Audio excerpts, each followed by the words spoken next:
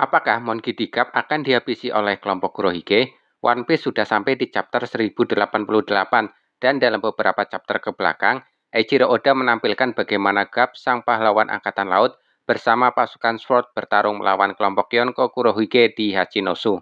Tidak main-main, Garp melawan 5 user buah iblis kuat yang menjadi komandan Titan Yonko Kurohige, termasuk muridnya yaitu Kusan, dan juga melawan kroco-kroco bajak laut Kurohige. Garp sadar betul lawannya adalah para bajak laut licik apapun cara dilakukan, sampai mengecoh Gobi agar Shiryu bisa melukai Garp, dan itu berhasil. Shiryu sukses mendaratkan satu tusukan pedang di tubuh Garp. Garp yang mulai melemah karena faktor usia dan luka tusukan yang diterima, harus terus melawan komandan Titan Kurohige, yang paling berat tentu ketika melawan muridnya, Kusan sang mantan Admiral Angkatan Laut.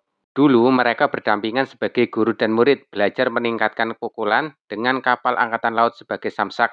Kini mereka berdua saling beradu pukul demi mempertahankan apa yang diyakininya. Di akhir chapter 1088, Garp tergeletak di tanah sambil tertawa. Di sekelilingnya sudah banyak bajak laut Kurohige, termasuk Sanjuan Wolf, Avalo Pizarro, Shiryu, dan Kusan. Kondisinya pun tidak baik-baik saja. Sebagian tubuh Garp membeku terbalut kekuatan es Kusan. Nampak seperti pedang es menancap di tubuh Garp, atau mungkin es yang menyerupai pedang yang tepat di bekas luka tusukan pedang Shiryu untuk menghentikan pendarahan. Lantas bagaimana nasib Monkey D. Garp selanjutnya? Apakah dieksekusi oleh Kurohige atau akan diserahkan ke Cross Guild mengingat bounty Garp mencapai 3 miliar berry? Menurut aku pribadi, para komandan Kurohige tidak akan gegabah menghabisi Garp. Mereka akan menunggu Kurohige pulang ke Hachinosu dan menyerahkannya kepada Kurohige. Keputusan akhir tetap di tangan Kurohige. Sepertinya Garp tidak akan dieksekusi.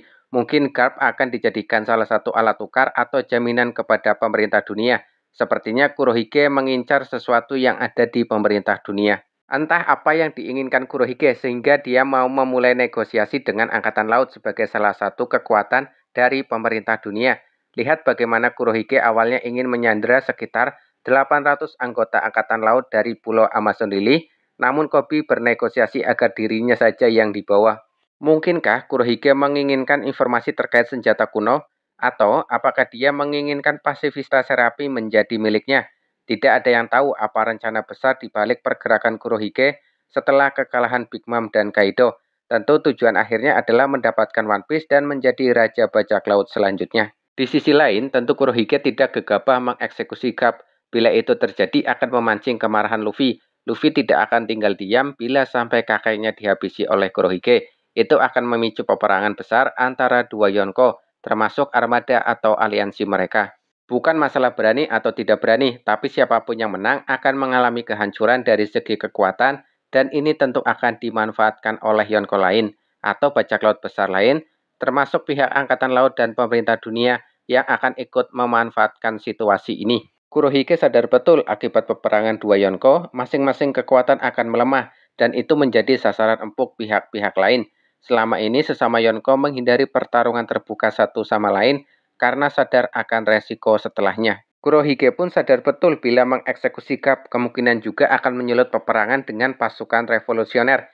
Dragon akan bergerak setelah markas Baltigo dihancurkan, ditambah ayahnya dihabisi. Mungkin tidak semua kekuatan pasukan revolusioner dikerahkan, karena fokus mereka adalah menjatuhkan kekuatan pemerintah dunia. Beberapa anggota Angkatan Laut sepertinya akan ikut menyerang Kurohige, misal Sengoku. Dia pun sudah pensiun dari Angkatan Laut seperti Garp.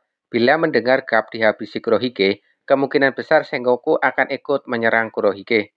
Sebagai orang yang ahli dalam strategi perang, tentu Sengoku datang dengan persiapan yang matang walaupun misal datang seorang diri. Dia adalah sahabat Garp dari waktu muda. Persahabatan mereka sudah bagaikan saudara kandung. Sengoku seperti sudah tidak ada beban lagi karena sudah bukan menjadi admiral tertinggi Angkatan Laut.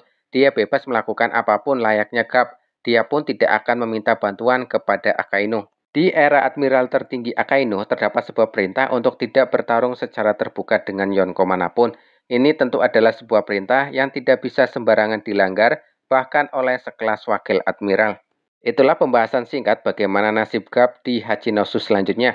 Tentu ini adalah pendapat pribadi, belum tentu benar. Silahkan tulis pendapat kalian di kolom komentar dan terima kasih.